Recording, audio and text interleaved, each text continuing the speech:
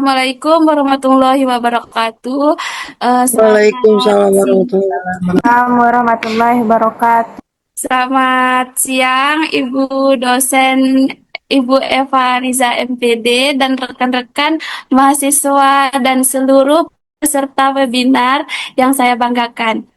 Perkenalkan, nama saya Esa Iliana. Alhamdulillah saya diberikan kesempatan berbagi materi selama 15 menit dengan tema strategi pembelajaran anak usia dini. Mari kita mulai bersama-sama. Next.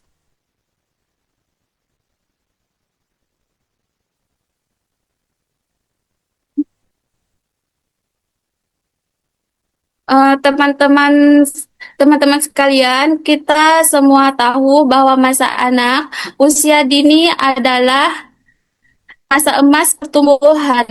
Anak-anak di usia ini memiliki cara belajar yang sangat unik. Mereka belajar bermain lewat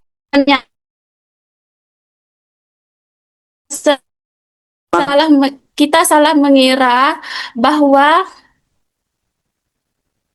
masa anak usia dini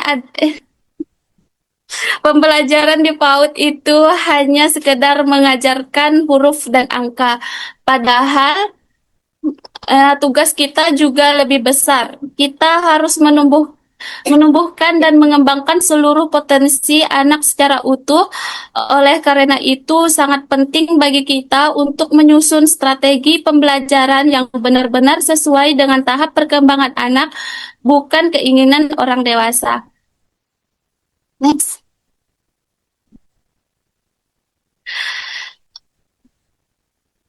Segala langkah yang kita ambil tentu harus berdasar aturan yang berlaku di Indonesia, antara lain yang pertama, Undang-Undang Nomor 20 Tahun 2003 tentang Sistem Pendidikan Nasional. Yang kedua, Undang-Undang Nomor 35 Tahun 2014 tentang perubahan atas Undang-Undang Nomor 2003 Tahun 2002 mengenai perlindungan anak. Yang ketiga, Permendikbud RI nomor 137 tahun 2014 tentang Standar Nasional Pendidikan Anak Usia Dini. Dan yang keempat, Permendikbud RI nomor 146 tahun 2014 tentang Kurikulum 2013. Semua peraturan ini menjadi acuan bahwa pendidikan bagi anak usia dini harus dilakukan dengan cara khusus dan penuh tanggung jawab. Next.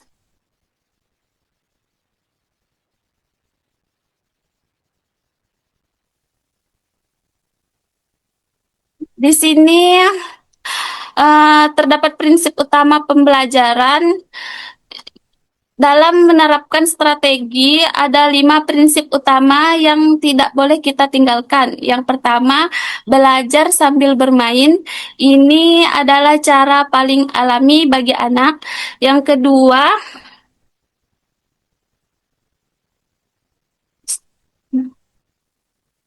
kedua, berpusat pada anak yang menjadi pelaku aktif. Guru hanya membimbing.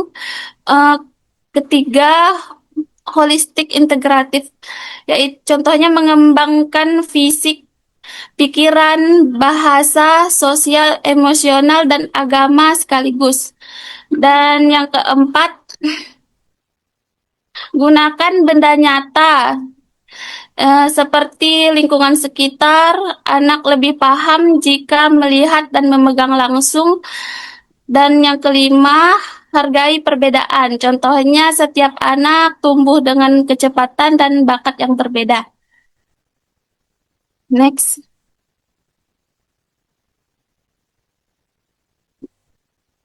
Selanjutnya ada strategi dan metode pembelajaran. Berikut adalah metode yang bisa kita terapkan langsung di kelas. Yang pertama yaitu metode bermain. Contohnya seperti bermain peran, menyusun balok, atau eksplorasi benda di sekitar. Yang kedua, metode bercerita dan bernyanyi. Contohnya melatih imajinasi, menambah kosakata, dan menanam nilai baik. Yang ketiga, ada metode pemberian tugas dan proyek sederhana, seperti merapikan mainan atau membuat karya dari kertas. Selanjutnya ada metode kunjungan, seperti mengajak anak melihat lingkungan luar sekolah, seperti pasar, kebun, atau pos keamanan. Dan yang terakhir, pembelajaran terpadu menyatukan semua materi dalam satu tema yang saling berkaitan. Next.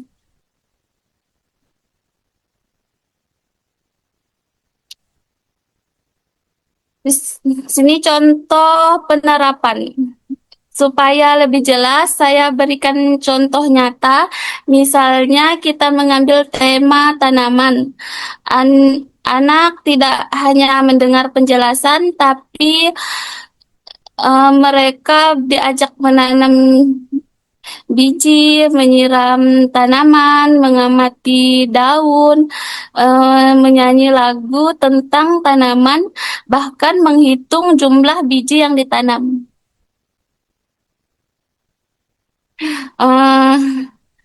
Selain kegiatan, kita juga harus menciptakan suasana kelas yang aman, hangat, dan penuh kasih sayang. Dan yang paling penting, pembelajaran tidak berhenti di sekolah. Kita harus melibatkan orang tua untuk terus mendampingi anak di rumah. Next. Selanjutnya ada penilaian perkembangan anak. Untuk menilai keberhasilan anak, ingatlah PAUD tidak menggunakan tes tertulis atau ujian seperti sekolah dasar. Cara menilainya adalah melalui pengamatan sehari-hari saat anak beraktivitas. Yang kedua, melihat hasil karya yang dibuat anak. Yang ketiga, mencatat perkembangan lewat catatan anekdot dan mengumpulkan dalam portofolio anak.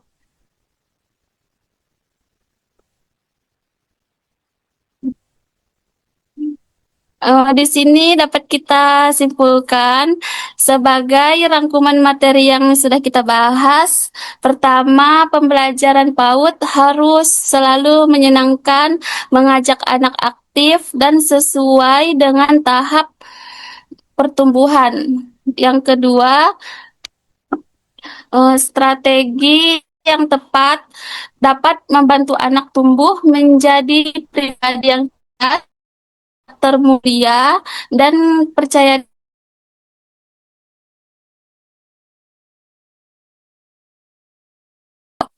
Peran pendidik bukanlah pengajar yang menyuruh, melainkan pendamping utama yang setia menemani proses belajar anak.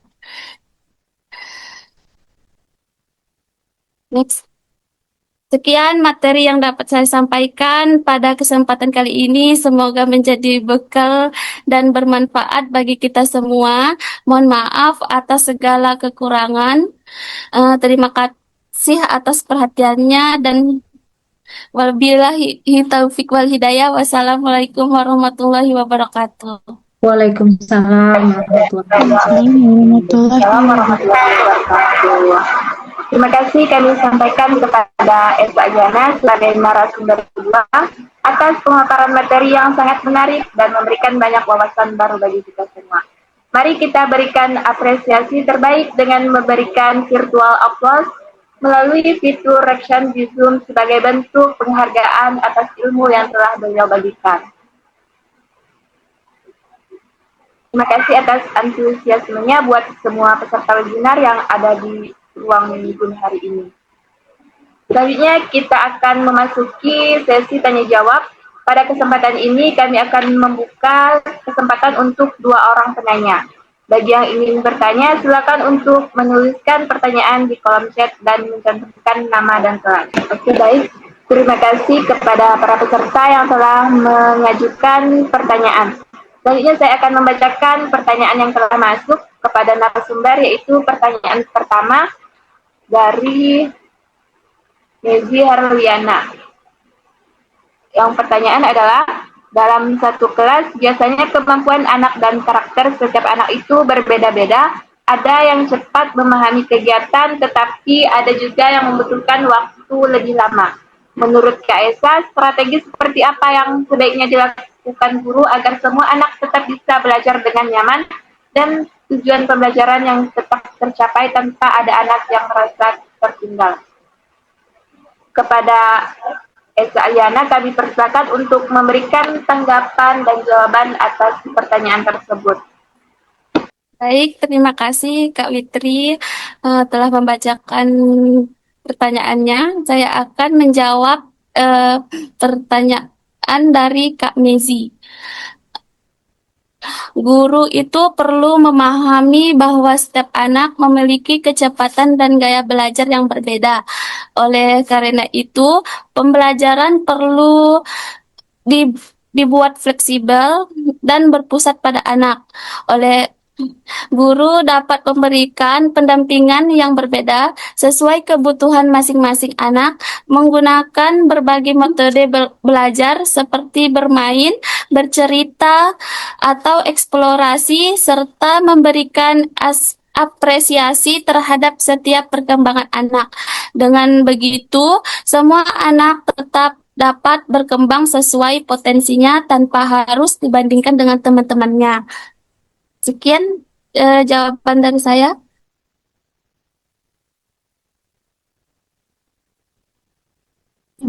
Baik, terima kasih Kak Esa. Terima kasih kepada Kak Esa Aliana atas jawaban dan penjelasan yang disampaikan. Selanjutnya saya akan membacakan pertanyaan yang kedua, yaitu dari Sri Wulandari dari kelompok 3. Dengan pertanyaan, pada materi tadi dijelaskan bahwa penilaian perkembangan anak usia dini tidak dilakukan melalui tes tertulis, melainkan melalui observasi portofolio dan hasil karya anak. Pertanyaan saya, bagaimana cara guru memastikan bahwa hasil penilaian tersebut benar-benar objektif dan dapat menggambarkan perkembangan anak secara menyeluruh? Kepada Kak Esa, kami persilakan untuk memberikan tanggapan atas pertanyaan tersebut. Baik, saya akan menjawab pertanyaan dari Kak Sri Wulandari. Guru itu dapat memastikan penilaian tetap objektif dengan melakukan observasi secara rutin dan berkelanjutan dalam berbagai situasi belajar. Hasil observasi kemudian didukung dengan catatan anekdot, dokumentasi, hasil karya, serta portofolio anak. Penilaian juga dilakukan berdasarkan indikator perkembangan yang telah ditetapkan, bukan berdasarkan pendapat pribadi guru. Dengan cara tersebut, perkembangan anak dapat terlihat secara lebih utuh dan akurat. Sudah jelas, Kak Sri? Baik, sudah jelas. Terima kasih, Kak Esa.